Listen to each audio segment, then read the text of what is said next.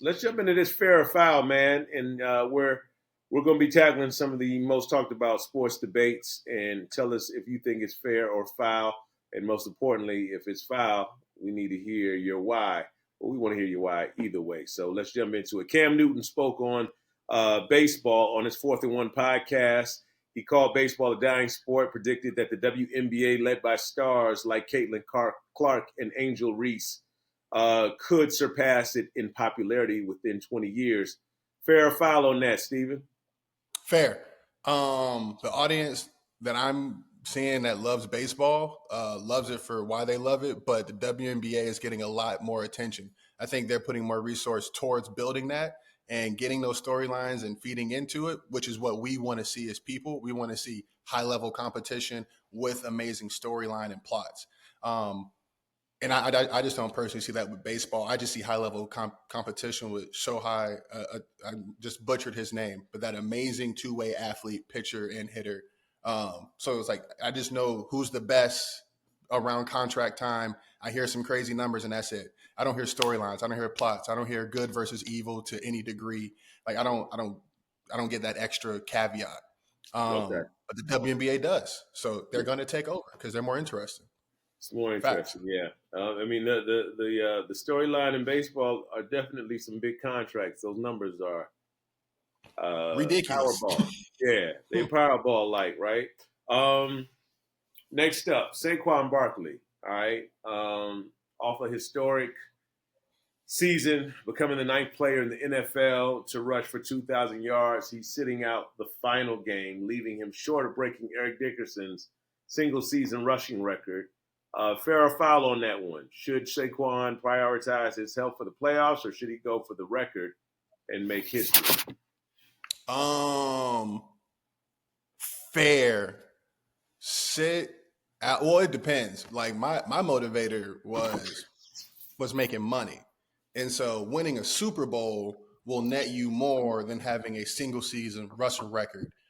But what will mean more to you as an individual is clearly that rushing record. Even if you win the Super Bowl, you will love it. But at the same time, you won a Super Bowl and have a rushing record.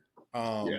Or you get knocked out in the Super Bowl or in the NFC Championship, but you still have a rushing record. So it's like, if you care more about money and team success, I think you would go with sitting out so that you are the best version of you when you get into these win or go home situations. So fair. Fair, no doubt. Now, as we wrap things up, man, NFL MVP predictions, man.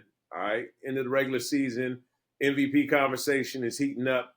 Who do you have as MVP this season? I like Lamar.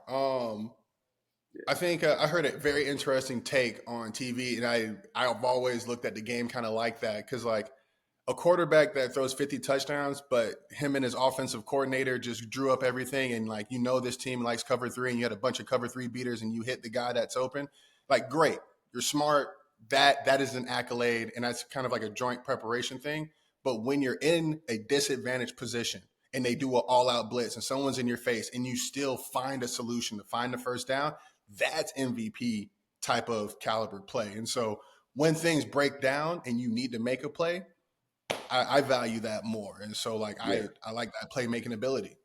Yeah, I have to agree with you, man. Lamar, he knows how to turn water into wine every time, man, consistently. And, Yes. hopefully he'll be acknowledged as well as, continue to lead his team to great heights. He's revolutionized that position, and he's made it more exciting. And he's certainly opening up, the path for a lot of these other guys, right now. Jaden Daniels, I mean, I see a change coming in the league, and I like it, Yeah. I love it. The change, everyone gets mad that the deep ball is gone, but the mobile quarterback brings back a whole nother caveat. Because when the quarterback gets mobile, someone's got to come into the box. And when someone comes into the box, it's a matter of time before it's a play action, roll out, jump ball situation to my 6'4" receiver, right? So bring back the jump ball through the mobile quarterback. Here. All right, man. Thank you, man. Yeah, no doubt. Thank you.